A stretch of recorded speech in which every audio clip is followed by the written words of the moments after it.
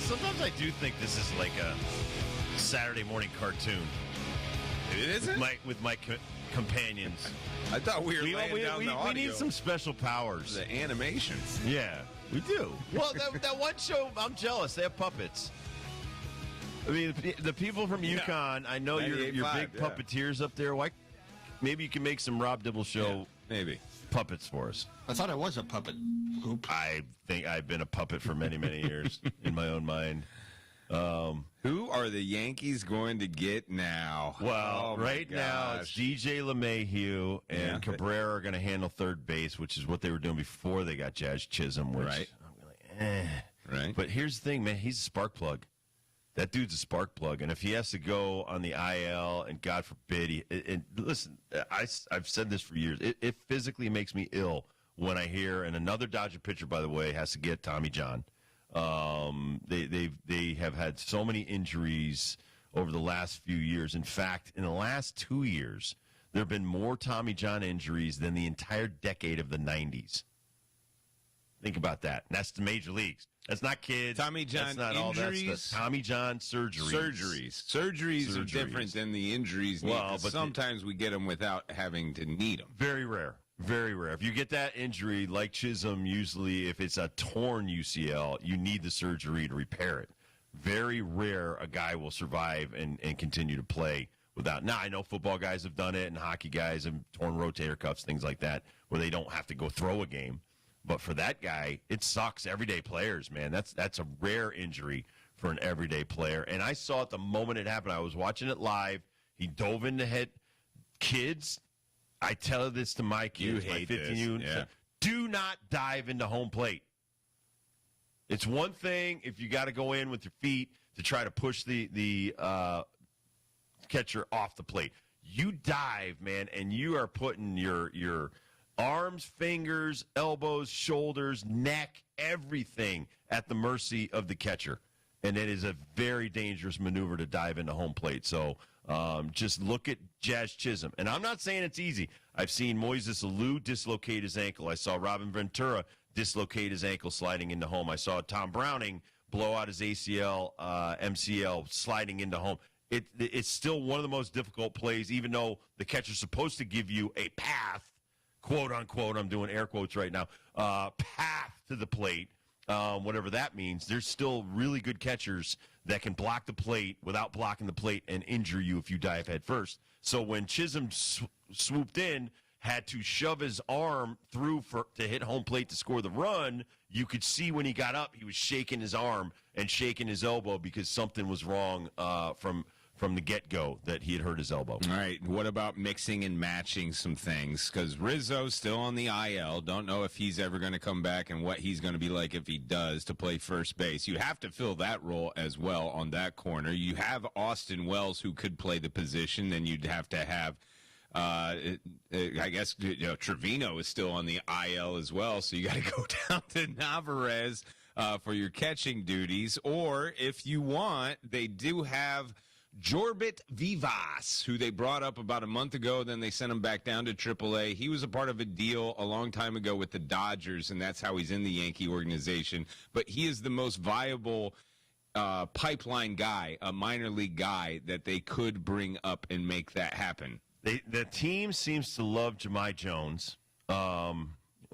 Nick Federico, one of the parts of the Rob Dibble show here, he does not like Jahmai Jones. Oh, yeah, he was pretty adamant about that yesterday. When you're looking at Trent Grisham and his 191 in his 64 games that he's played, Jahmai Jones in his 33 games that he played, parts of 42 at-bats, he hit 238.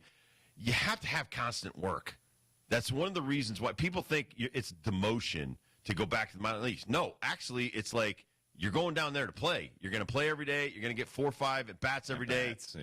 You're going to keep your edge. When you're sitting on the bench in the major leagues, it does nobody any good because you're not a finely tuned machine, and you have to be finely tuned, especially at the major league level. So being a part-time player exposes you when you get to play every day, or vice versa. Now you start playing every day, and all of a sudden you're kicking butt and taking names. The other person at your position becomes expendable. So really, if Jazz Chisholm is out for any extended period of time, whoever is filling in, this is your opportunity. So true. This is your opportunity. Don't waste it. Make them have to kick you out of the lineup, and then again, they're going to send somebody back to the minor leagues instead of you. You don't want to be that option where they're like, yeah, he wasn't very good for the 2 weeks or the 2 months that he was in that position. Well, for Jahmai Jones, he only has 42 at-bats in the bigs from this year on the call-ups. But like I said, that's season. 33 games he was in. Right. So you're maybe getting one at-bat or a pinch hit here. You're not playing a whole lot. So for Jahmai, when he comes back, if he's an everyday player, that's gonna benefit the man. Well, they need to make some kind of move because the Baltimore Orioles are now on their tail, but it won't be for long. They did lose to the Nationals, which was unfortunate for them. The Beltway beatdown. At home, by the way, embarrassing. in Baltimore. They got them again today, 6:35 start. But,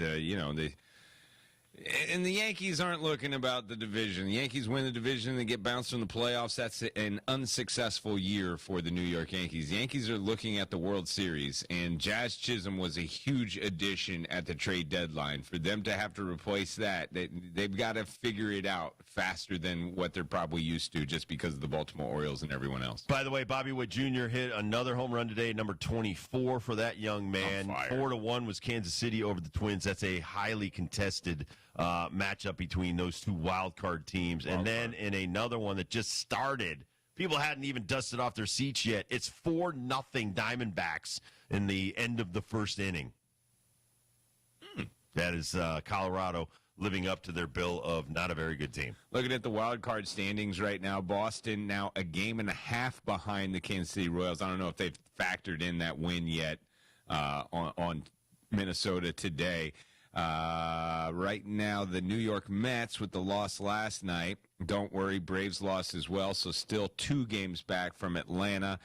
Giants also with the loss to fall to 3.5 back. So, God, everybody, there's so many teams that are still viable, still in it, and anything can happen. Did you see our friend George Springer? I did. Let's talk about this. George is one of the most mild-mannered guys in the major leagues. Great Everyone career. loves him.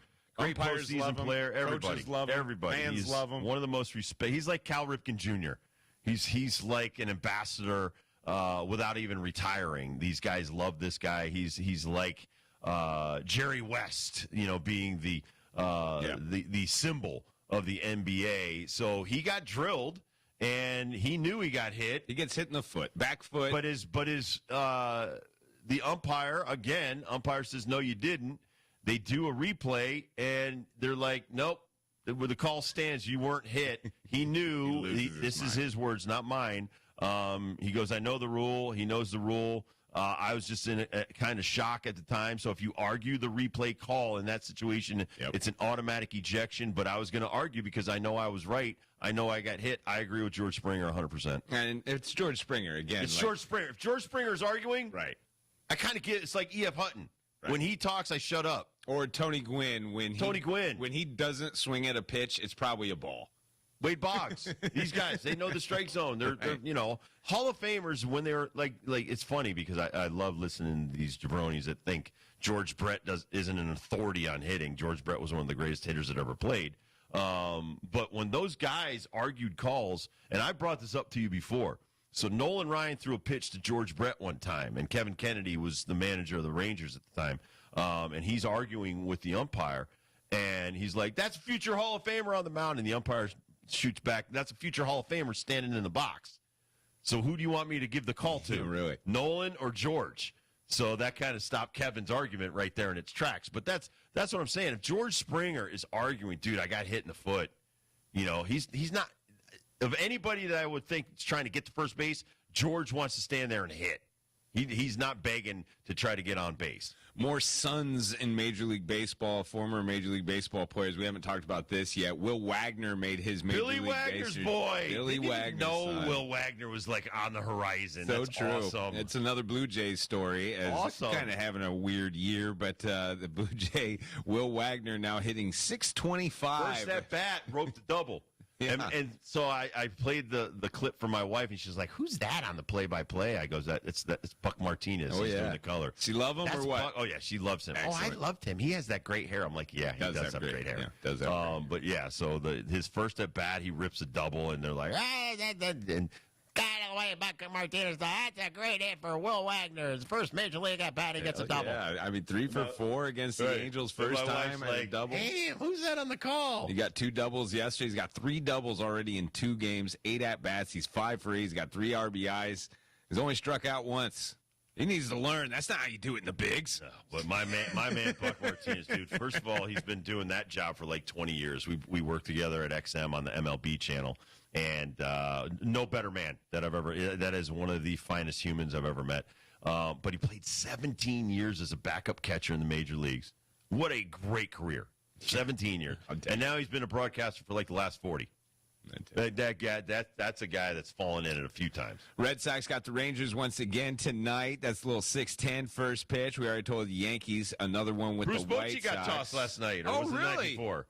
I didn't know this. Oh At yeah, Fenway? Bruce Bochy was he kind of was PO'd about something. He went out. I don't want to say he waddled out there, but he is old. A lot of years Not on those running catcher's out there. legs. No, he's not running out anymore. there. But he is a giant of a man. And he gets out there. He starts arguing. Before he even got like to the ump threw him out.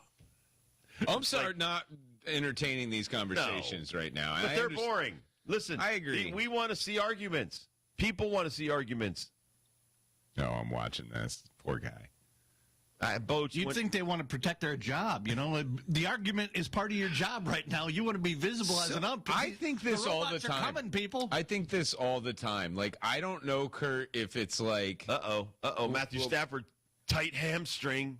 Didn't finish the work. I think he was dehydrated. The one thing I'm wondering, Kurt, just knowing this in the back of my head, like, yeah, your robot umps are coming, people. Like, are the umps thinking when they don't argue it, like, just wait until you get the robo umps. We're not even going to talk about this. Or are they thinking, like, those umps are never going to happen, and this is when you watch the replay, that's why I'm so good. I feel like that is in their head, though. When all of these things happen that, yeah, you hated my calls, huh? Just waiting till you have that stupid robot to yell at. He ain't going to even look at you. It's like they're treating the coaches as if they're robots to show the point of this is not going to be fun when we're not here. But I'm with you, Kurt. Like the one thing that you're going to get is fan pressure.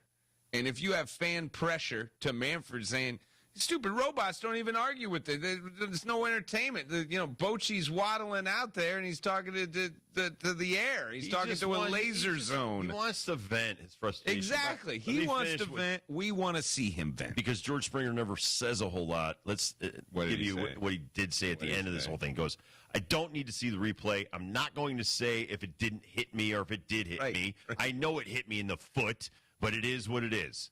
So he was even magnanimous at the end, trying not to show up the umpire. Doesn't the ball change directions? I have never seen them in the view they get of their replay that they're looking at. Here's the thing. These guys change their shoes so much. They have all different styles and brand new shoes almost every game. So back when I played, what they did was they had they could fix the color of the shoe first. So they would take like a red polish and red or white on the other stuff. Now, we did our own shoes because we're superstitious. I didn't want the clubby touching my stuff. Okay, I'm a little bit different. Yeah. So is Norm and Randy. We're all kind of weird. But you'd also, now you take like the shoe stuff that was clear and you'd put a clear coat all over it. So if it did hit you in the shoe, you either get some kind of red film on it or whatever color the spike was and stuff. So for me, if I was Springer, if you had the old shoes, you could have grabbed the ball and been like, see, there's the blue on it. It hit me right in the foot. And it's hard to argue that if you're the umpire. But now you got ball changes directions, Dibs. It's not the magic bouncy ball with different angles. It's all round. It didn't hit a rock. If George was like me or you, he would have tried to bust some, you know what? bust stones, I would have taken my shoe off. I would have taken my see, look at my foot. My foot's like, look at that mark on my foot, stuff like that. And even if there wasn't, you'd like try to make that mark as you're taking your shoe off. Step on it right before you do that. Just step on it. Spike yourself. Try to draw some blood. Angels, Blue Jays going back at it again. 9:38 with the first pitch. Mets taking on the A's in another should-win game tonight. For the A's. I'm kidding. By the way, A's wearing those old-style A's uniforms. That's one of the reasons I fell in love with the A's was those yellow socks and the green pants and the yellow shirts. And, dude, they just had the coolest stuff in the 70s. Here's one thing I was thinking about last night in that game is we made mention that Blackburn comes from Oakland and he got the start and he got roughed up on that. Is it better for the hitters and the staff that knows the old pitcher that used to be there, or is it better for the old pitcher who has a book on all those hitters he used to share a dugout with? There's different philosophies on that, but Adams, who was a Met that they gave up on, he went to the A's, and he stuck it to the Mets later on in that game. And go to John Boy if you want to see the breakdown, but I don't want to say what he said on the air because that'll get us fired. But it was awesome. Lip reading? It was great lip reading by John Boy. Okay. But Adams was saying, yeah, you didn't think I was that good? Get out of here.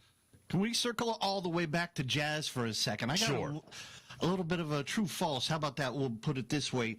Did the move that Cashman made by getting Jazz save his job even if Jazz is out for the year? Great question. That is a great question. He'll use it as an excuse. I think if you get Soto signed as well, that saves your job. I think that's the end-all, be-all there. I think that's a bigger sell job to Hal Steinbrenner at this point. But if they were to sign him, Kurt, like in the next couple of weeks, and people forget about that. Jazz Chisholm. I would. Like, if Jazz is out for an extended period of time with surgery, or the rest of the year, which would be awful, because J.J. McCarthy, I thought was torn meniscus. I thought he'd be back in a couple of weeks. He's now done for the season in the NFL. If Jazz is out for any length of time and you do make this sign, people are going to be like, we love Jazz, but, hey, we love Soto more. Right. So that is a great question. All right, we'll take a quick break. We'll come back. Talk about NFL camp, including the injury report. There's also some blotter news that's going on, some really ugly stuff. And even something, I don't know, I got to dig into this a little bit more. Chris Jones is going to pick up the tab. Now, listen to this. It's like $1.2 million in stolen wings. Got someone put in jail for 9 years. I gotta. So he's going to pay the damages to try to get this woman released from prison. So this is like a whole saga going on in Kansas City. Chicken wings. Kind of like crab legs. I'm very interested. But that's a lot of chicken wings. We stole $1 million worth of chicken wings. Don't you think? Well, we need to explore that a little bit more. We'll get to the bottom of that when we come back. It's the Rob Dibble Show with Ben Darnell on your afternoon drive. John Ashmead's on the video. Kurt Kaplan's on the ones and the twos. Thank you so much for keeping us on the air and listening to us every afternoon.